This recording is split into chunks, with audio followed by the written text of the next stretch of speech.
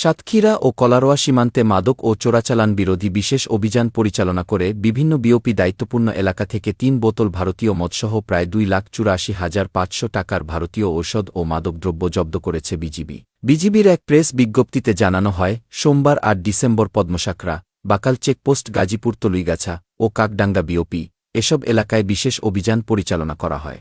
গোয়েন্দা তথ্যের ভিত্তিতে পরিচালিত এসব অভিযানে ধরা পড়ে বিভিন্ন চোরাচালানি মালামাল।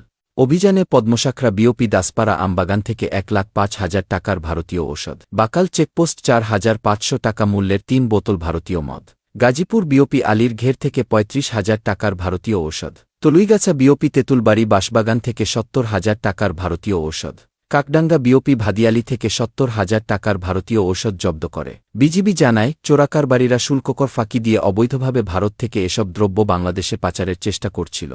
এসব চোরাচালানি মালামাল দেশের শিল্পকে ক্ষতিগ্রস্ত করছে এবং রাষ্ট্রীয় রাজস্ব আয় কমাচ্ছে।